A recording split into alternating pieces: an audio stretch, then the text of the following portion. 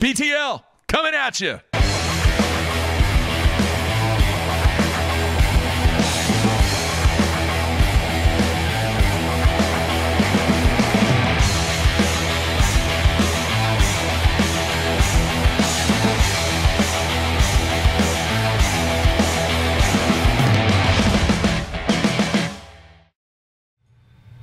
Good Monday, everybody. Welcome once again to BTL Bass Talk Live, where we're going to talk bass fishing and anything else that we want to talk about. Matthew, a very, very exciting weekend in the game of professional bass fishing.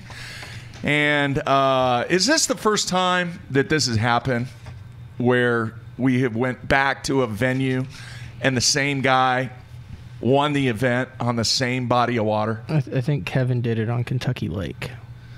Right. I never got confirmation from anybody at Bass whether or not that was the case, but that was mentioned. So Rick Lund getting it done on the SJR once again, and I got to tell you, man, it was some impressive action over the weekend with what Bassmaster did on live and the showcase of big fish that these guys caught over the week and over the weekend on the SJR.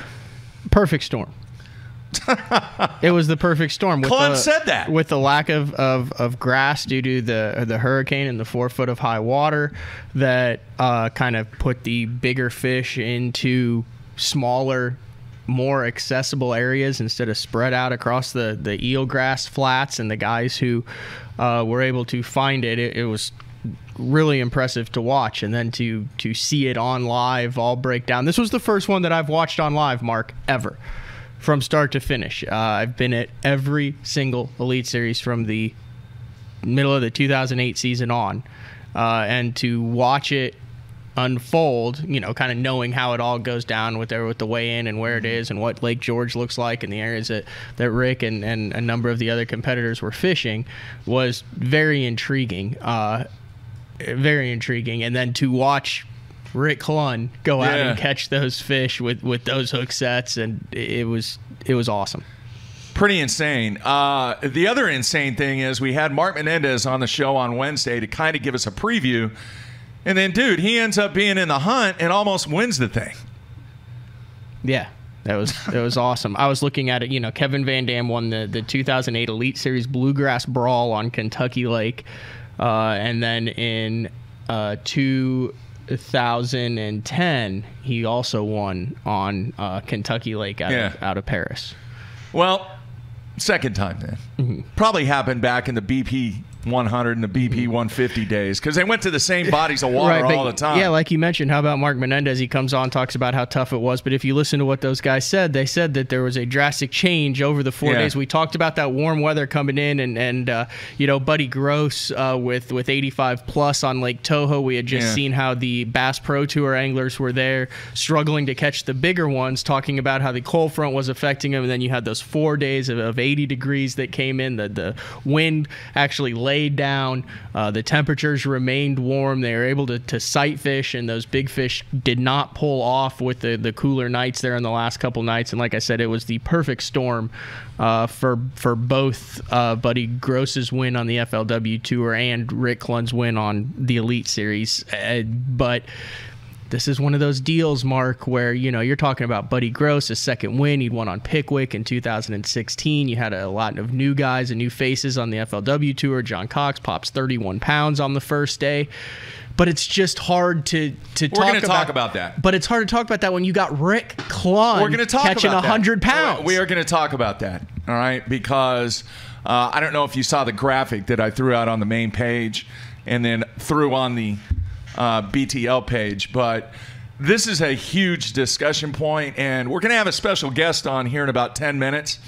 I didn't promote or anything because I'm still not sure whether or not we're going to be able to pull it off, but in the number of shows that we've done, we've never really had a situation where somebody comes on the show and says, man, it's really tough, things, you got to slow way down, blah, blah, blah. It's a grinder. I mean, that's what Mark Menendez said. It's going to be a grind. And then he ends up almost winning. So I thought, how cool would it be? Now, with this being a back-to-back week, we tried to get a hold of Rick. Rick was going to be unavailable because I mean, he's trying to get ready for Lanier. And he's 72 years old, Mark. He had some stuff going on that he had to take care of. But I did call Mark, left him a message, congratulated him on a great week, and he agreed. He's like, hey, man, I'm going to be on the water. Why don't we talk about it? Okay. So we're going to talk about it for a few minutes. Hopefully, if we can get in touch with him. It is extremely foggy. He told me this morning on Lake Lanier, so he's just going to be hanging out, and hopefully we can get a good cell signal to be able to bring him in, and he can break down how things changed.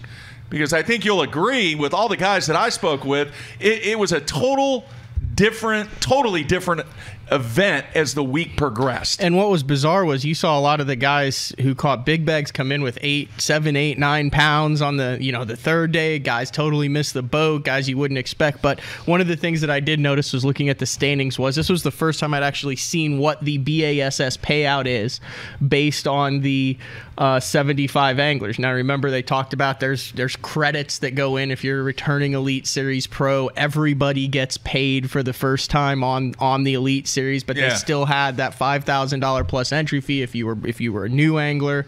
It was like what, 25, and then you got it to basically if you're a returning Elite Series angler, you're fishing for free, but you still have to pay. You just get it back per term. I'm sure that's some sort of accounting thing with bass. But so 75th through I don't know if this has actually been publicized. Now 41st through 75th got $2,500, and then 36th through 40th $5,000. Yeah. So basically top half $5,000.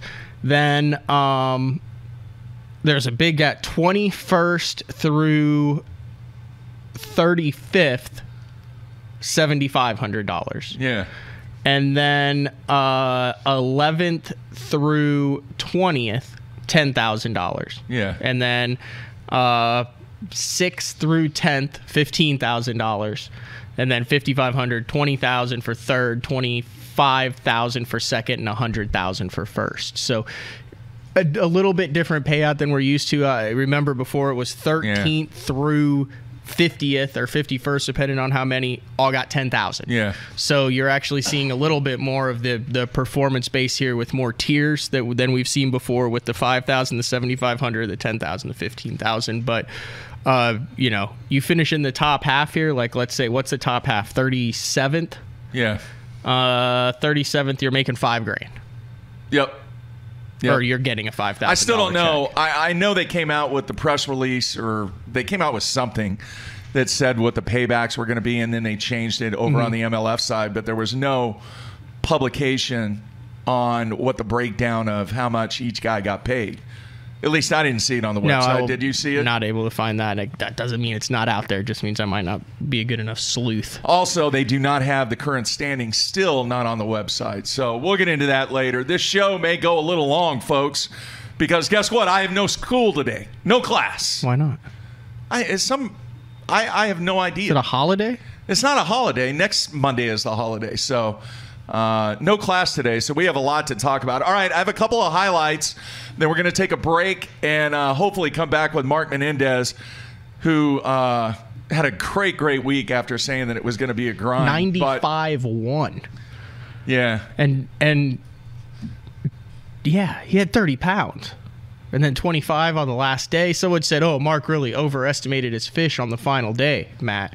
And I said, dude, anytime you're over 25, you get a free pass on overestimating, because you don't get to estimate 5 pluses very often. Bass Track, and once again, folks, it's a cool thing. It really kind of builds up the drama because you're seeing what develops. And obviously, people don't know exactly what the weights are. That's kind of the way it's designed. But on Bass Track, they had Mark winning, and they had Rick ounces behind him. And then what was it? Oh, it was Chris Johnston was real close, and Chris ended up finishing in second. So I've got a highlight of Clun, and I want to show this, and I hope I have the one queued up. I actually have 2 clips that I want to show. The first one, hopefully, is a huge turning point that took place on Sunday. So let's get this queued up, and hopefully I've got the right one queued up.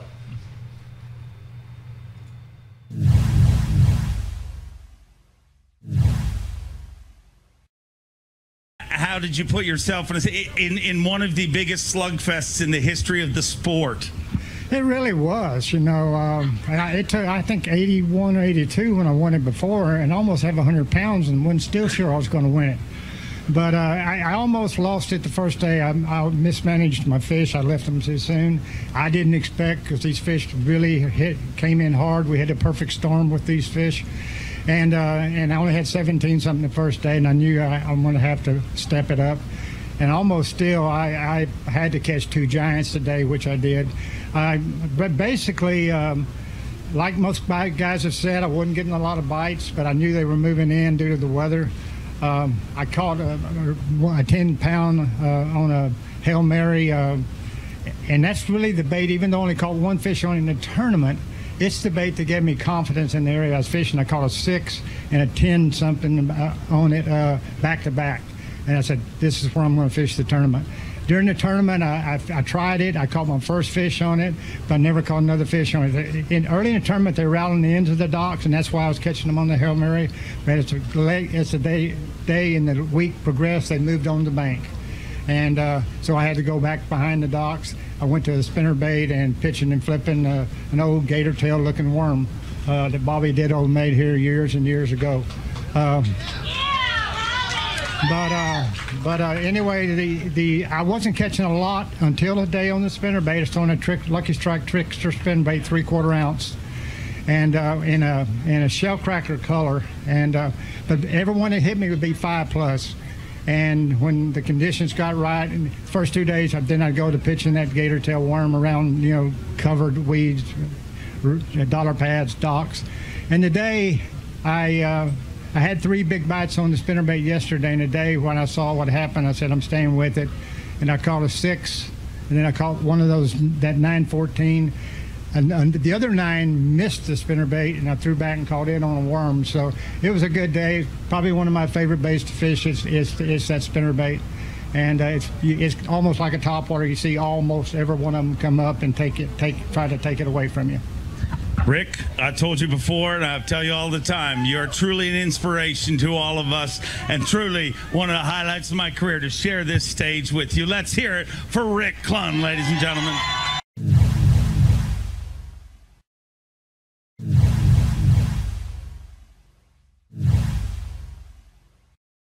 Rick Clunn sees one on a bed, makes 1 cast.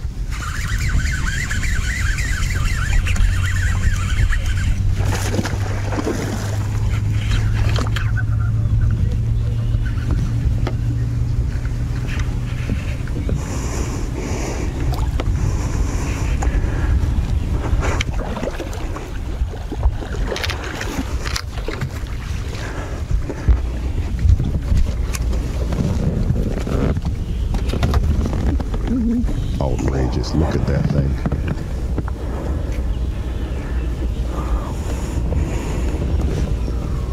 Ronnie, I'd love to get some guesses from our viewers to what this thing weighs. Just look at that thing. Waves to somebody right here. Watch the wave out of nowhere. Yes, cameraman, bro. Right.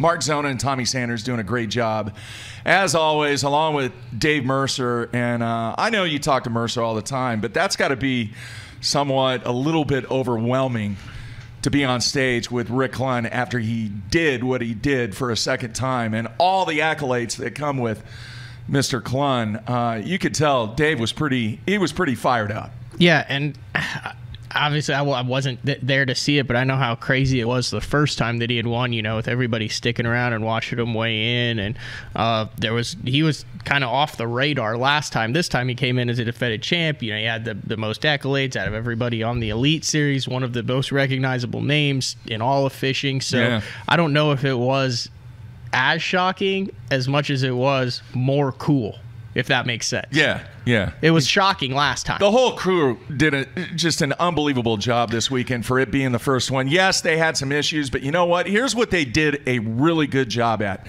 Folks, I've said this numerous times on this show. To be able to live stream events on the water is enormously difficult. And the one thing that they did very well was when they had difficulty, when the signal was not strong on their wireless device, they did a great job at cutting to other guys. Yeah, absolutely. They realized, okay, we got a connectivity issue.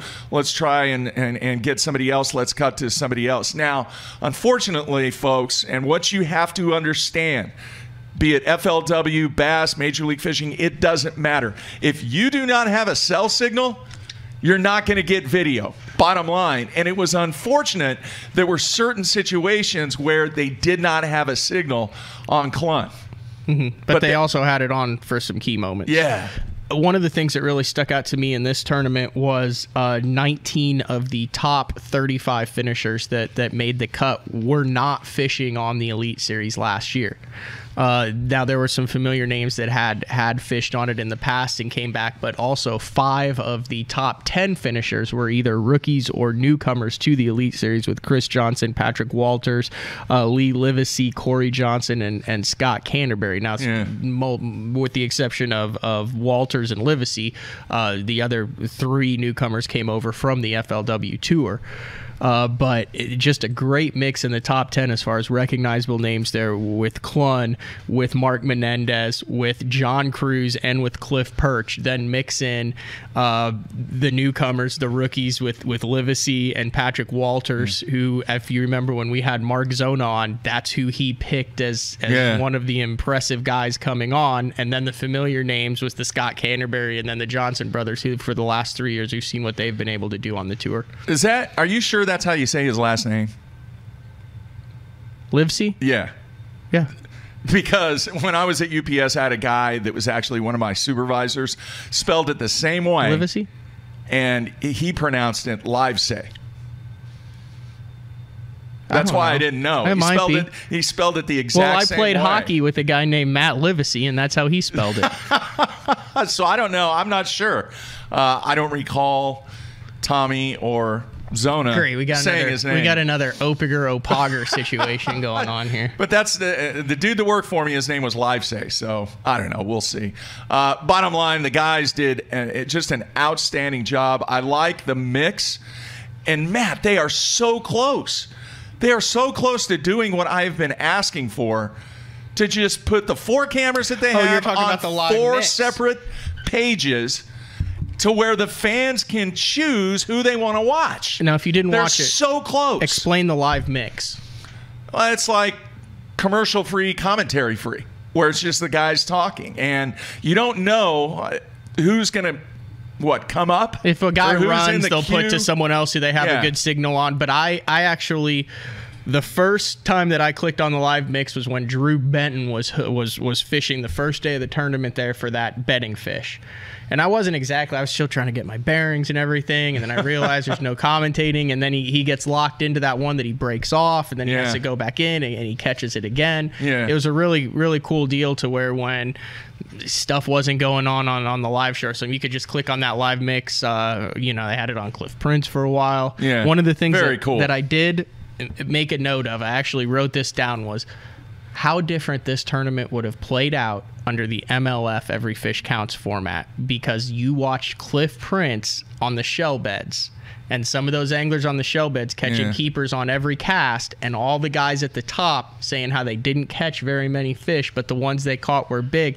I don't think you have all those moments with the 6, 7s, 8s, 9s, 10s, 11 pounders. I think you have a lot more moments of the 1s, 2s, and 3s on the shell beds, because Cliff Prince could have gone out there and caught 100 off a shell bed, and he abandoned them to go try to look for bigger fish every afternoon. I agree, dude. 100%. And like I said, I think it's amazing that somebody could win a tournament in Florida and never catch a 5-pounder. It just seems weird. And you had to have all 5-pounders to win this. No, you did. I mean, he had almost a pound less than 100. You had to have every fish had to average right at 5 pounds in order to win this tournament. Now, granted, it's a different fishery. A week later, but just and kind of an apples to orange comparison. Yeah. All right, we're going to take a break, so everybody stay tuned. We'll be right back.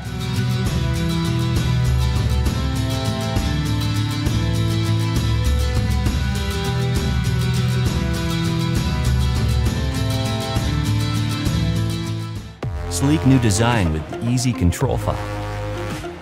the clearest images underwater with uncompromising range.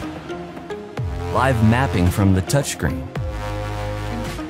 View notifications, video, even Google Maps on screen. And for the first time ever, real-time view of fish movements with live sight sonar. HDS Live.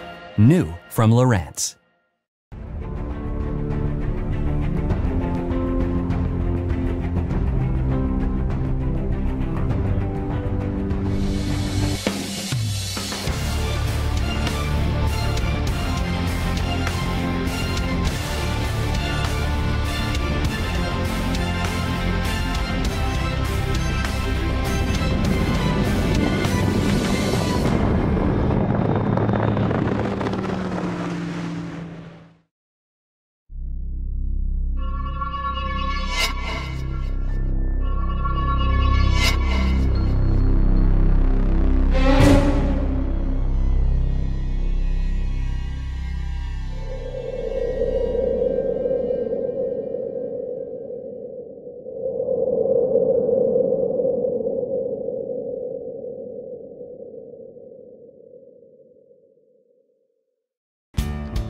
It's about the hours spent getting everything just right. It's the attention to detail. Good just isn't good enough. It's the years spent on the water day after day. When you tie on a bait by Strike King, you're standing on the shoulders of legends. Pros depend on hydraulic jack plates to get the best out of their boats. Do what they do. Demand Atlas performance. Atlas gets you from the bottom to the top in less than 8 seconds, even with the big 4 strokes. And when you gotta turn right around and get that heavy load back up in rough water, Atlas's innovative design and American-made components will get you there with confidence. I'm at Depot. Just look for yourself. There's an Atlas jack plate on just about every professional's boat. The Atlas hydraulic jack plate. You can depend on it.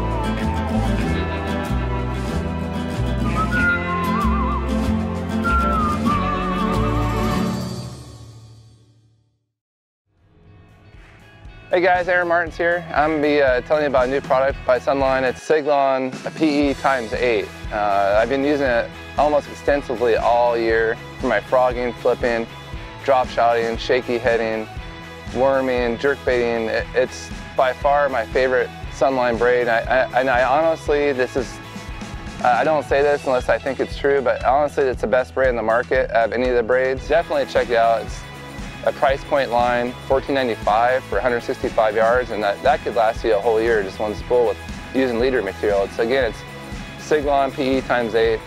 It's my favorite braid, and I think if you use it, it'll be your favorite braid too.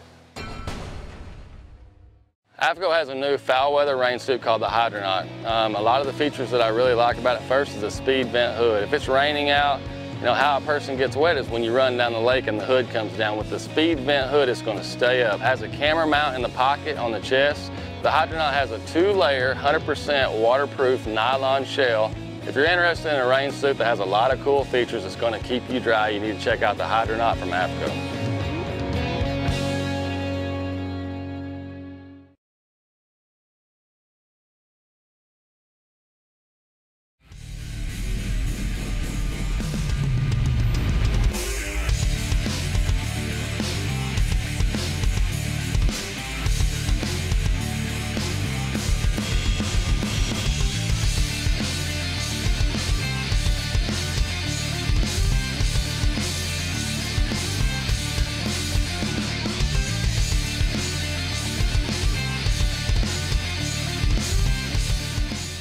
I think the cat has been perusing around. Oh, you're going to blame that on the cat? Absolutely. Nothing has changed except for that cat roaming around the studio. So it is what it is. All right, man. I've got I think 3 sheets here.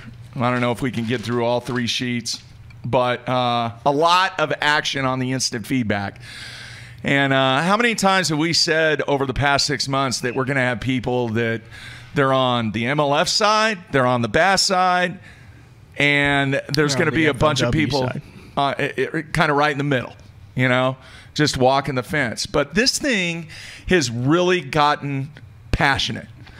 And you know, we use the term battle. It is a battle. And I think it was proven this weekend that it was a battle. The crowd shots, how many crowd shots did you see? Every angler. And they were big crowds. Big crowds. I spoke to some people who were actually there and said it was the biggest, by far the biggest crowds that they had seen. Photo galleries, at bunch Palatka. of crowd shots. A lot of pro BASS signs in the crowds.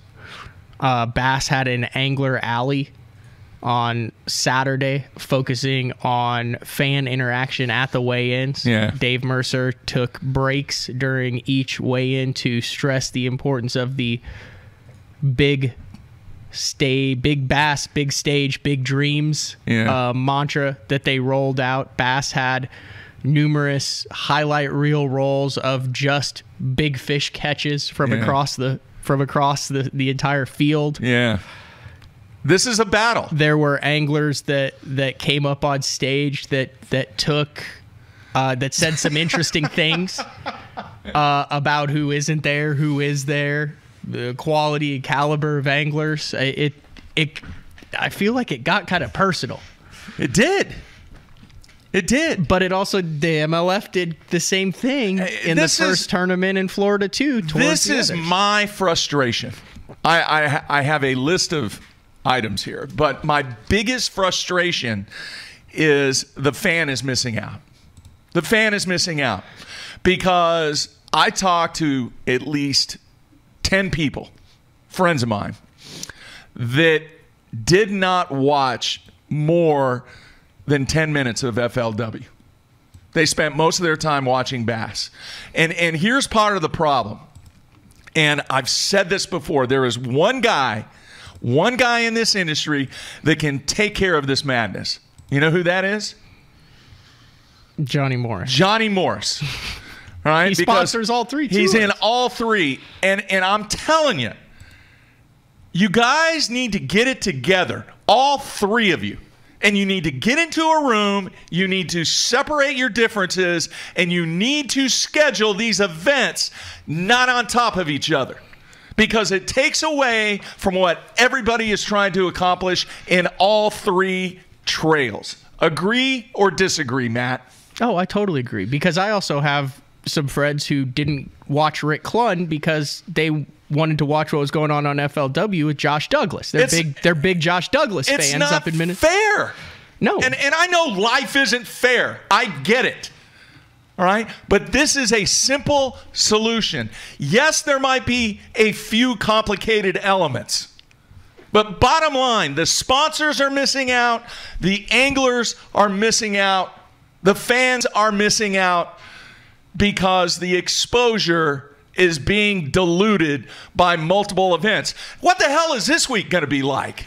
There's 325 of these guys in the universe across the entire world that are professional bass anglers at the top levels. 325. On any given Sunday, there you go. On any given Sunday, there's 10, 20, 30 guys. And it is the highlight of their career, of their week. It is what they're trying to showcase. It would be awesome if they could have the stage to themselves. They need to. The other misconception is there are a number of these guys that are getting enormously rich. Yeah, the guy that wins a tournament, doesn't matter what trail, you won $100,000. Well, guess what? That's not rich. You're getting upset here. I was so frustrated this weekend, Here's Matt. what I find interesting. FLW typically comes out with their schedule before the Elite Series, but that's been a mix and match. That's a topic that we've talked about for the past 5-6 years. We saw great success with Casey Ashley, with Nish Monroe. Heck, they won FLW Tour events. They were making cups. They fished the Elite Series. But MLF knew what these schedules were before they came out with their 2019 schedule, correct? Correct. And still opted to schedule on top of these two tours repeatedly for the entire year, knowing what the schedules are and then saying that they're not in competition with either the Elite Series or the FLW Tour? Okay.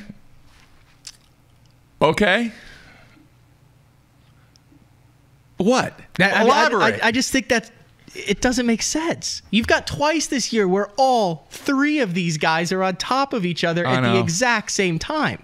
You don't think this week's going to be a battle? Oh, yeah. It's going to be ugly. Ugly. And you know what you're forcing? You're forcing the fans to choose. And I get it.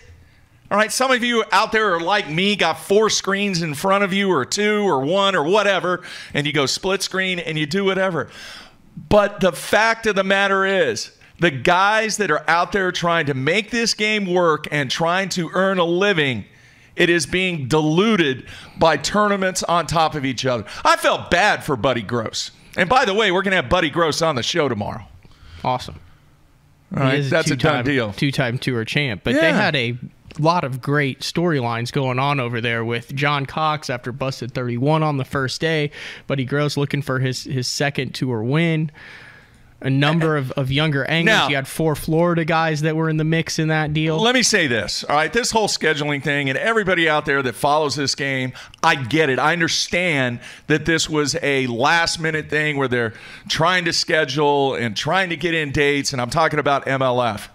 All right, I'm talking about moving forward. Yeah, is there tension there, Matthew? Oh, I think so.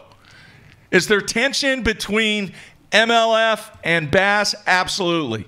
FLW, I think they just kind of are doing their own thing. Johnny, get all 3 of these entities in the room for 2020. Get the communities. Get things going to where nobody is on top of each other from a scheduling standpoint.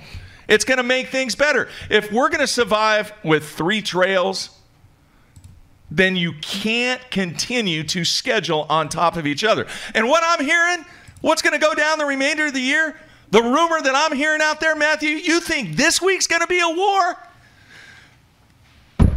What rumors are you hearing, Mark? You know what I'm hearing. You're hearing the same thing.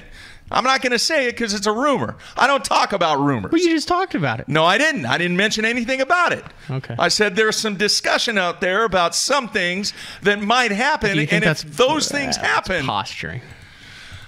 It's posturing, Mark. You're legitimately upset over this. Am. As am I. I am. I mean, you know... Passion is a big part of this game. You watch the FLW live, you miss a 9-pounder, you go over, you watch them catch a 9-pounder, you come back, and everything's changed on FLW's.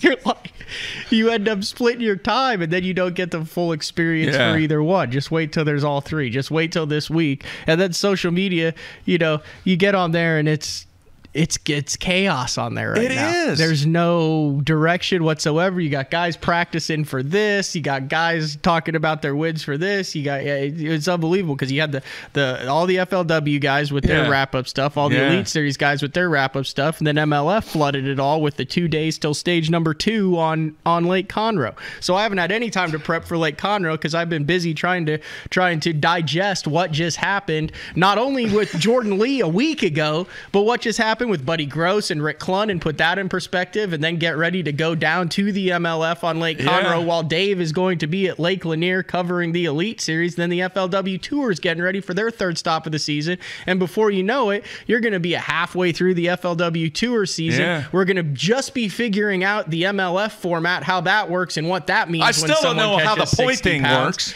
And you're going to have the Elite Series that's going to be a quarter of the way through their season. Like that. I mean, is it bad that I'm upset about this? No, because you've gotten upset about it for the past 5 or 6 years. It's not just a new thing. It's gotten ugly.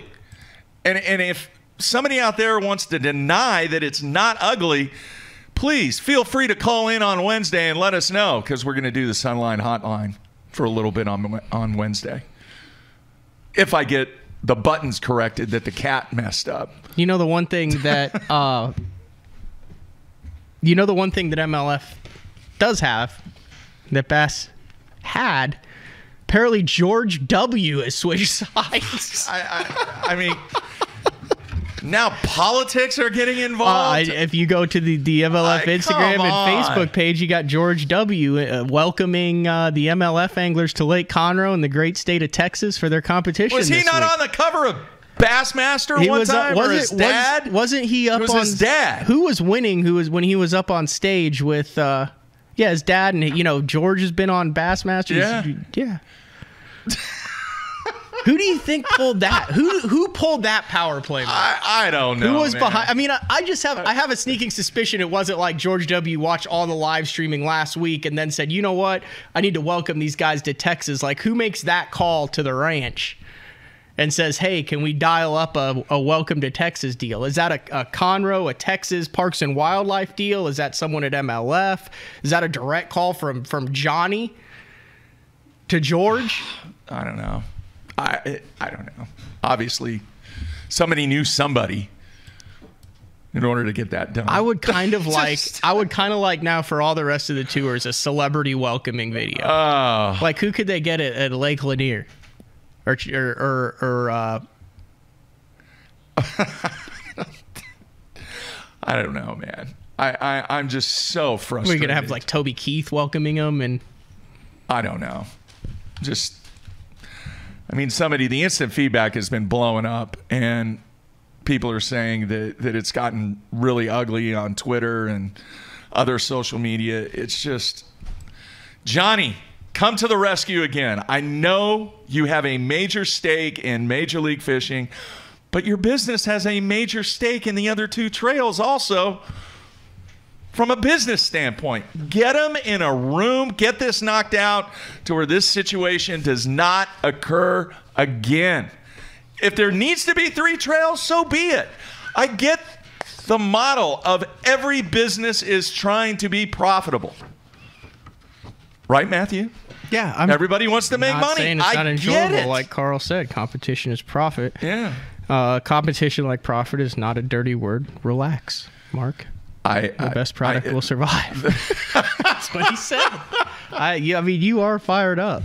I am. I was so frustrated this weekend, You're dude. flush in I'm the trying to go cheeks. back and forth and trying to cover both and learn both and I can't imagine what this one's we do gonna have. be like. I'm sure, is that on your list? What's numbers? That? Yeah, and I want to get to that in a minute here. All right, I'm going to move on to the next subject. Now, there is a body of water that you and I are very, very familiar with. We've spent a number of days on this body of water here in Oklahoma, and over the weekend, while all this madness is taking place, there was a television show of which I DVR'd. Major League Fishing? Yes. Okay, I'll explain it in 30 seconds. So this Summit Selects is completely separate from everything else. Which is just confusing. It really has no bearing now, but it was created for, before the tour was created, a minor league system for Major League Fishing, the 4 Cups. Everyone fishes the Summit Selects. After a couple years, they take a qualifying process, move the guys up to the Cups. The guys for the Cups move back down to the Summit Selects. None of that exists anymore. But they had TV contracts, and they had these tournaments that were filmed last year that are now airing this year simultaneously with the live streaming of the BPT. So this was one of the Summit Selects. I think JT Kenny's fishing in it, Brandon Polinick, a ton of different guys. Was it Randy Howell's in it? Cody Meyer, all the guys who are still on the BPT. Brandon Polinick. And at the time, they feel like they're trying to qualify for the Major League Fishing, the big leagues. But anyway, so they had it, and they're still airing it. And they went to they started out on Murray in southern Oklahoma. Then they went to Texoma. And then they had the final. Now, don't give it away because there's a bunch of kids. I don't think it's out there on My Outdoor TV yet. I don't think it's totally. I'm not going to talk about. So anyway, you're caught up now. So they're all fisheries that Mark and I have fished. Yes, I have not seen the final. I've seen all of the Murray rounds and all of the Texoma rounds. But you have not seen the Arbuckle round. No. All right. First of all, I never realized how much work goes into. I knew it was a lot of work, but I never realized how much work went into producing one of these. until I figured out, because I'm very familiar with that body of water, they were actually taking some, and I don't want to call it B-roll, because the guys actually made comments during this, and some of the footage from like round 1 actually appeared in round 2, because you could tell based upon where he was fishing from where they went to where they cut to. So like he might be in Guy Sandy, and then all of a sudden the very next shot he's up the river south. Just like that. So you can tell that there was a bunch, obviously, a bunch of editing going on. But the way that those guys attacked that body of water was very interesting. That's what I've heard for the people who actually saw it live when it aired, so I'm looking forward to it. It's really, really neat to see a body of water, and especially in that format. A small body of water that there's with never no been. Practice, you know. Polinick actually had some experience and had been there. He fishes with Kevin Ledoux on there a lot. Yeah. The biggest event before that was probably Fish and Chips. Probably so. I mean, a number of the... Did anybody in the Fish and Chips from 5-6 years ago actually fish in that? When we had it on Arbuckle? I don't think so. Maybe. Right, but this is something that really bugged me, and I'm sure it was a money deal with the community. They kept saying that Arbuckle Lake was in Ardmore. No. It's 60 miles from Ardmore almost. It's in Davis. Davis, Oklahoma. Or Sulphur. Some people say it's in Sulphur. Either one. But it was not Ardmore. It just kind of bugged me. I'm sure that was a money deal where they paid the community of Ardmore, or the community of Ardmore paid Major League Fishing, and they had to make sure that they said Ardmore all the time, but it's not in Ardmore. But to see a body of water, once again, that you're very familiar with, and to see how they broke it down was really cool. But some of the cut shots and some of the stuff that they were doing, it was like, wait a minute, he was just up the, now he's in Guy Sandy? Wait a minute. You know, they used that boat ramp, and then all of a sudden, he's over here up the river, you know, blah, blah, blah, bang, bang, bang. And I know they move around, but I can't imagine how many hours are spent trying to piece those things together. You can tell how many hours of footage they have. So they'll fish 3 2.5-hour periods. Yeah. Or sometimes it's just a 6-hour period. The way that they put it together, though. So they have over 50 hours just of raw footage that they have to break down into. Yeah, the way that they put it together, though, to showcase that body of water was really cool. And I'm not going to give it away. But you're right, it's kind of meaningless now, isn't it? It's more of just a TV thing. Yeah, I think they'll have a couple cups that come out, too, that are... Yeah. I mean, it's probably not meaningless to the guys who win it and get that little silver round medallion plaque trophy thing. All right. Did you catch any of the AAF? I listened. I've caught a little bit of it. It is the new startup Alliance of American Football. It's professional. It's on CBS. And they're actually trying to kind of work a little bit with the NFL in this deal and have football during the winter and early spring. There's some very notable players that are in it out of college, like Trent Richardson, Christian Hackenberg. Did not play well, by the way. Right. He plays at Memphis. Just basically the same thing, except a lot less kicking and a lot less rushing the quarterback. So is there a comparison here? No, with the launch of that and the fans, did you see what the crowds were like? No, were they good? And so-so. Guess what starts next year? The XFL. So now you'll have... And Bob Stoops is involved in the XFL. So now you're going to have 3 football leagues along with what takes place north of the border. The CFL. Of which I'm a fan. I like Canadian football. So is there a comparison there? Are the numbers there? Obviously, the numbers are there. Or they wouldn't bust out Vince McMahon breaking out the checkbook. Think about it. This is what we've been talking about for years, too. And I know they start, but why not have an October, November, December, January trail, professional trail? There's all those fall months that are open. Yeah. We've talked about that in the past. I mean, there's a significant gap there. Now, I know everyone's trying to get their stuff together, but if you are a diehard fishing fan, you're not going to be competing with anything else. There's a lot of frozen months for the northern viewers to be able to sit inside and watch it if they're not out ice fishing. Yeah. And that's a whole... when they used to have the wraparound seasons and all that, we've talked to some of the older anglers about it, about how they miss that fall bite that they excelled at, that they no longer get because everything's wrapped up by then. I'm trying to keep up with the instant feedback here. It is continuing to blow up. All right, so that was kind of my take on the select event that took place at Arbuckle. The one other thing I want to mention about the AAF.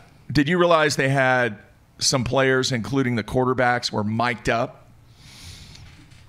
No. Yeah, they had an episode where Hackenberg said some choice words and probably shouldn't have said those certain 4-letter words. It happens. All right, but is there an appeal to obviously the fan to get inside and kind of, I don't know, make it feel like you're actually on the field and seeing some of the inside stuff that's taking place from an audio standpoint? Trip Weldon? No, I was referring to the fact that those mics are always hot when anytime you have live going on. Oh yeah, that happens. I mean, that happens every week with the fishing. Yeah. So I don't know. All right, next subject. Obviously, the numbers came out from Major League Fishing. They had this 16-second video that they put on their website. Just some, I don't even know an adjective to describe those numbers. What would it be, Matthew? What do you mean? The 18 million minutes. Well, they came out with how many viewers watch it, how many minutes were... 18 million, I think is what the number was. Yeah, 18,842,997 minutes viewed with 1,102,254. It's a lot of numbers, man. People visiting the site or Jethro didn't have enough viewers. Fingers and toes for that one. Basically, what it averaged out, and those are some big numbers, man. What it averaged out was, if you take the number of the live viewers and the total number of minutes viewed, it would be like 17.1 minutes viewed for each live viewer, spread out over roughly 48 hours of live stream coverage if you take into account all 6 days of the competition and then generously only giving 2.5 hours for the post-game show at the end of the day. Yeah. Is that good? I mean, if Dude, you if you break it down, it and average it out of roughly 22,963 live viewers per day of the Bass Pro Tour. I don't know about duplicates or how. I've been doing this a long time, Matthew, and here's what I'm going to say about this. All right, I'm going to look dead in the camera and I'm going to say, guys, whoever's responsible for these numbers, if you have somebody, an individual at Major League Fishing that would like to come on the show, heck, I'll even come up to Tulsa. I'll drive up to Tulsa and do a video segment with you, or you're welcome to come here and be on the show live to give us an explanation of these numbers. Now, obviously, you don't need to do that, but I'm just asking you. The door is open. Explain them to me, because quite frankly, they're pretty impressive. Yeah, I think I didn't talk to anybody that fishes. It's my friend or in the industry who didn't log on and watch some. Yeah, but you don't have 1.3 million friends. I'm just saying, I think everybody who knew about it did. Hey, if that is the case, right, they are going to be in a very, very good position. You know why? Because they're going to have every single ad agency busting down their door to get a part of that viewership. Sponsorship is not going to be a problem with those kind of numbers, quite honestly.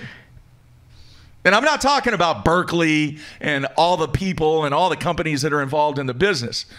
All right? This is an opportunity for them. I'm for doing Gatorade, it right. If you take that 18 million mark. For Nike, for Pillsbury, for all these other companies that are outside the industry with those kind of numbers.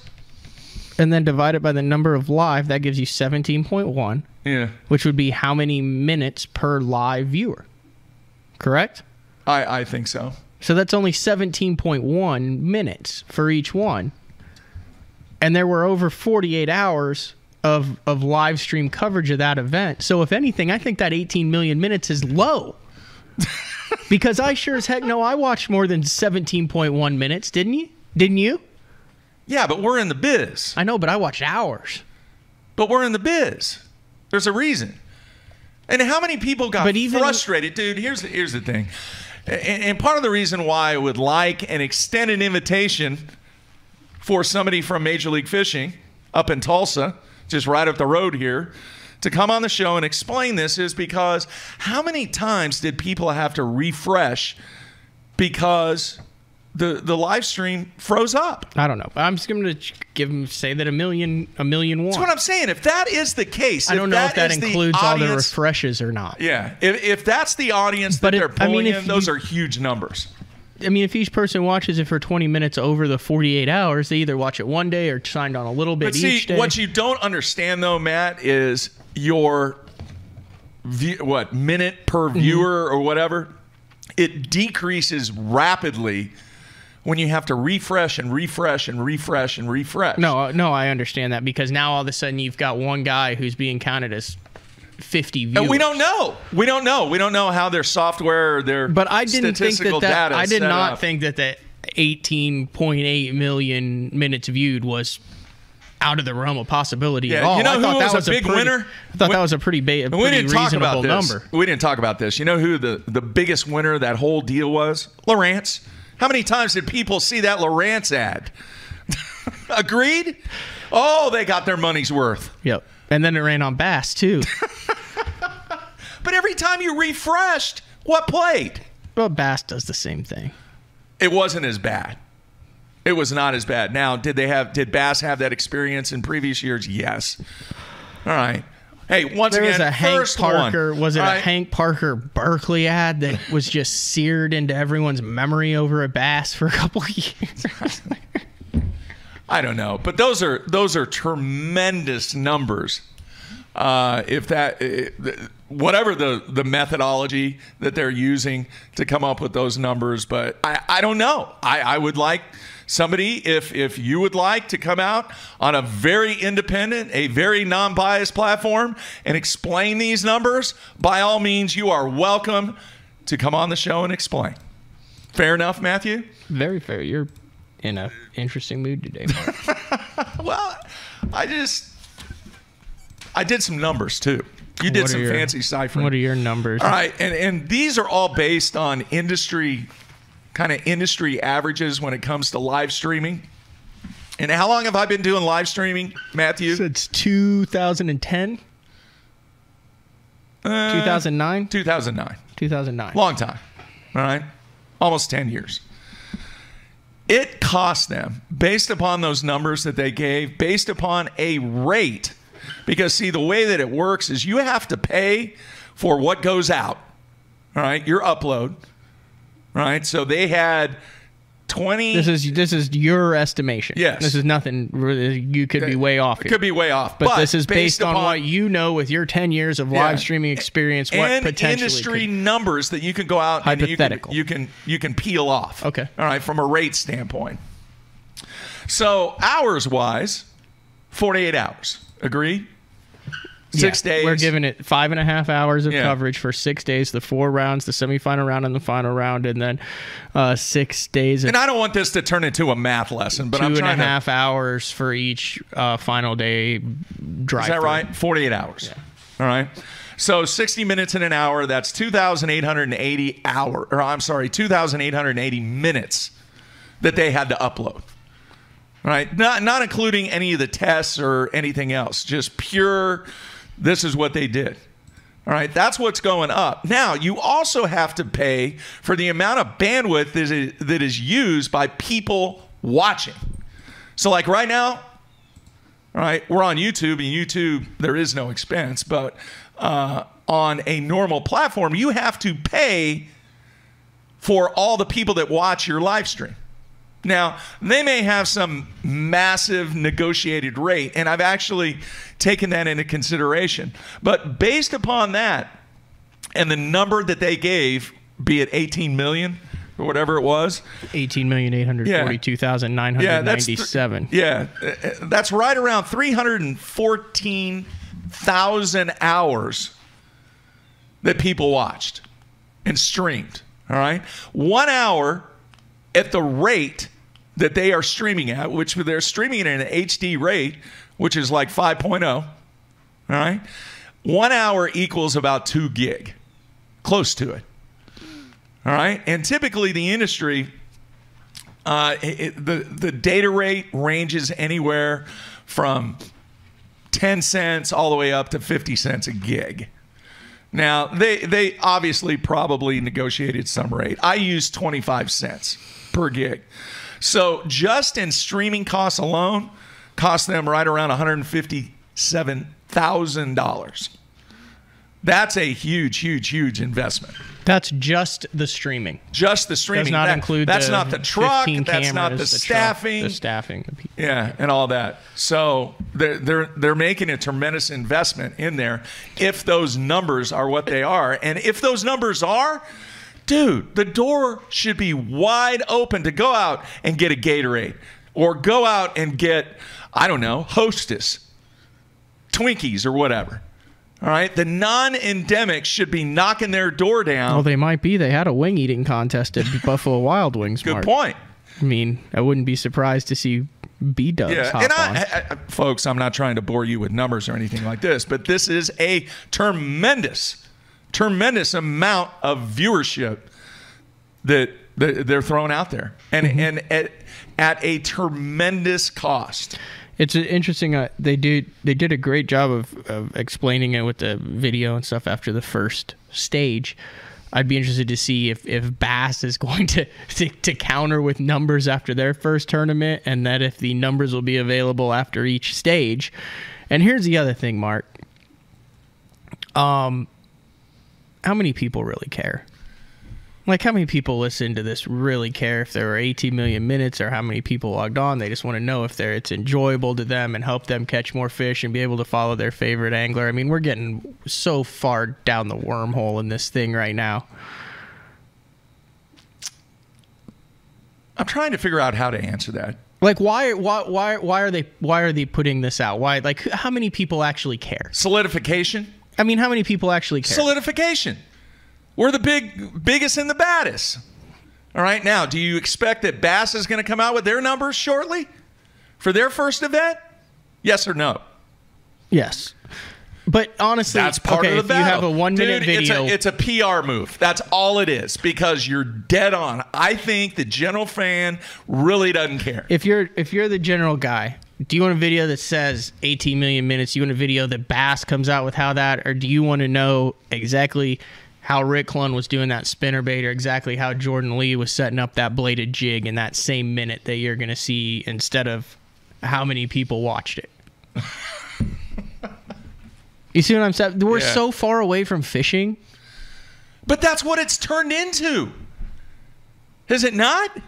Yeah, but we haven't talked about fishing for the last 20 minutes. We've talked about these numbers and all this. And I'm part of it. No, I understand. That's part of it. It's just weird. You bring up a great point. Why do they put that out there?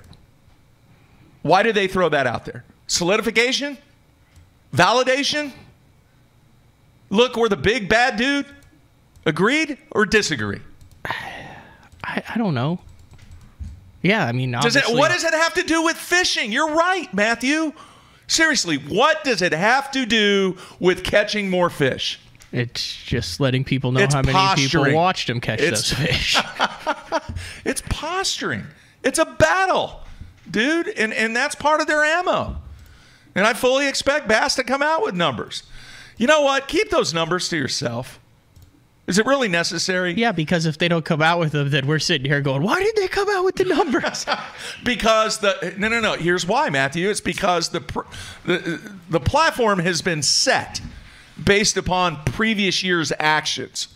When those numbers start to come out and press releases start to come out that talk about these numbers, then okay, it's been set. You got to do this. Unless you come out and say, that's proprietary information. We're going to keep it within the company. Look, we are focusing on catching fish. I mean, you see it. You got one day with 18 million coming out, and the next day with George W. Bush welcoming the BPT covered with Jordan Lee, who won back-to-back classics, wins the first one. The first BPT, and is going to Conroe, where he just had the biggest comeback in classic history. I mean, you look at that. They're rolling. Yeah. And then the Elite Series is rolling. You come off of Rick Clunn with the back-to-back wins with almost 100 pounds rolling into Lake Lanier, where you're going to see mid-20 spotted bass bags the way it's shaping up. It's funny. I haven't posted it yet, but there's one person on the instant feedback that says that my biasness is very evident. Not the case. All right? That is one thing I have said many, many, many times on this show. Hey, this show is built upon that we have no skin in the game with any of the three trails. We want to tell the story and give our opinion based upon what is taking place on all three trails. All right? We don't work for Bass. We don't work for MLF. We don't work for FLW. I just try to speak the truth. That's all I try to do on this show. That's all I've done for the last 10 years. All right? I have no biasness toward any of the three. All right? I speak very frank, and if things are going a certain direction, I'm going to talk about it. All right? There are things that are going well in all three tournaments. In fact, how did I open the show, Matt? I don't remember the beginning at this point. I talked about how frustrated I was. Right, 100%. That you weren't able to watch. That I wasn't able to watch fully FLW and Bass because of the conflict. And this week, I mean, that's part of my passion, folks. That's part of what I'm talking about. The fact that I cannot fully view what each of these trails are trying to accomplish for the game, for the anglers, for the sponsors, and for the fans. That's the bottom line. I've said that all along. You take care of those people, you're going to have a successful product. And I fully believe that you cannot do that to the best of your ability when you have to compete during the same time period and share viewers. All right? You think the same people are watching both trails? Off and on. But you're not getting anyone's full attention. Yeah. And the ones who you are getting the full attention, the guys who watched the FLW tour on Saturday and Sunday from start to finish, completely missed out on Bass. Now, had the FLW tour not been going on, those same people who are loyal to the FLW tour would have been watching Bass Live. Just like there's the people who would have only exclusively watched the Bass Live who would have watched FLW. Yeah. So I try to do my best, folks. I've been in this game a long time, and I try to do my best of being neutral. All right? If there are things that I want to point out with all three trails, I point it out. That's kind of the beauty of this show, Matthew. Anyway, so I am not trying to point toward one trail or the other trail. Everybody is doing things well in many aspects. But at the same time, there are things that need to be corrected. And hopefully over time, all three trails will make this correction to do what? To make it better for the fans, the anglers, the sponsors, and the organizations. Bottom line. Agreed? Agreed. All right. There's more. Yeah, I had one more thing. I don't know why. Let's see here.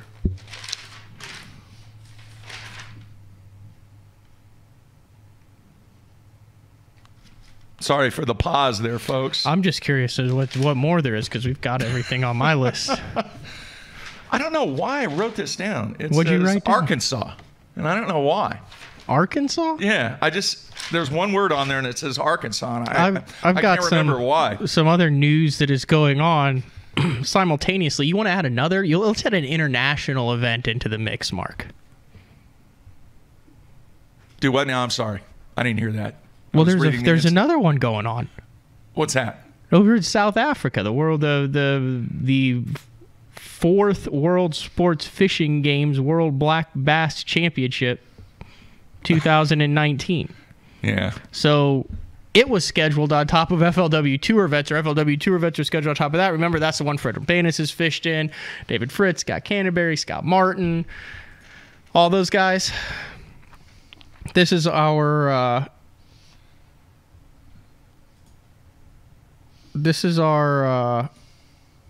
U.S. team that's competing over there. This week, huh? Yeah. Who's on the U.S. team? Sean Hennings, Jack Dice, Gene Cavello, Mark Schlarb,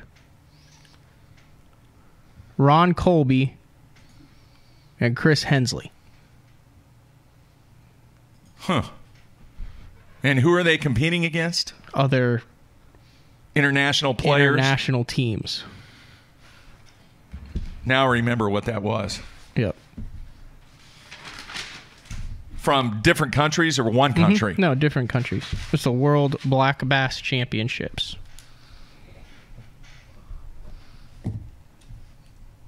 Hang on, I'm making notes here. What else? That's all I got. That was my last thing. That's it? Keep that in mind, too. What's that called? The World Black Bass Championships. That's this. You know, remember we've had Fred on before talk about that. The Team USA Bass. Huh. I watched a little hockey this weekend, too. Forgot to mention that. The Blues on a 6-game winning streak. Yeah. They beat the Preds yesterday in overtime. And I'm becoming a huge Vladimir Tarasenko fan. He's good. He's a stud, man. Stud. So, wow, what a busy weekend for me. I had scouting that I went and did. The playoffs start on Friday for us. I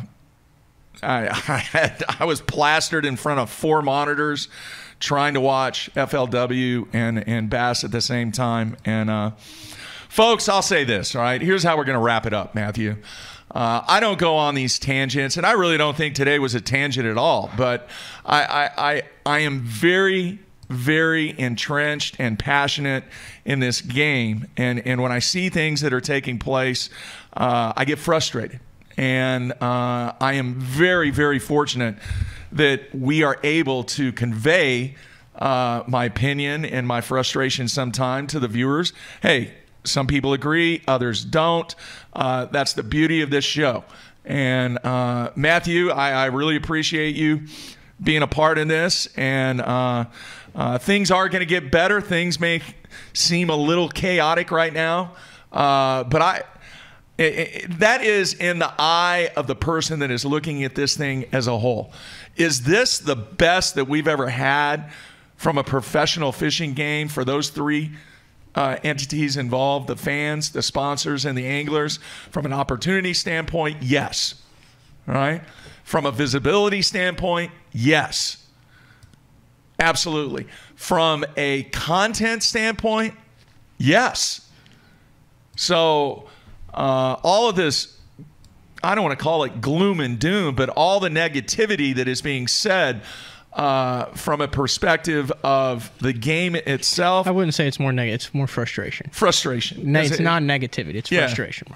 I think it's probably the best time that we've ever seen in this industry. Best time I've seen. Best time I've seen. I started covering this full time in 2008, and the only thing I've done, and it's definitely the busiest with the most opportunities across multiple platforms since I've been in the industry in 11, 12 years. Yeah. So great stuff. I mean, the instant feedback, a tremendous amount of participation today. Tomorrow we're going to have Buddy Gross on, talk about his win, 2nd FLW win, correct? Mm-hmm. Pretty cool rap that he had. The Chickamauga? Yeah. Yeah. Kind of like that. Mm-hmm. And he actually threw some big baits. Yeah, 85 pounds. Big swim baits. Yeah. Did you happen to catch, not to take away from FLW real quick, did you happen to catch Cliff Perch and what he caught one of his big fish on? The Whopper Plopper? Is that what it was? Or a top water? It was like a swim bait. I thought it was a swim bait. Oh. Might have been a swim bait.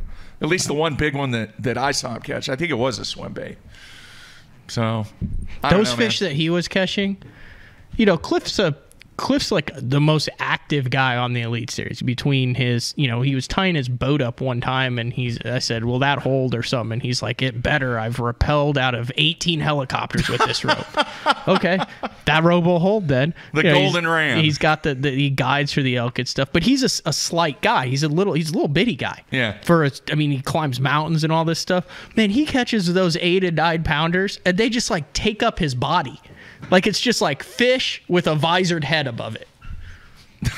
Have you noticed that? Yeah. I mean, it's different than when, like Jason Williamson catches one or something. That dude's like 6'5". Yeah.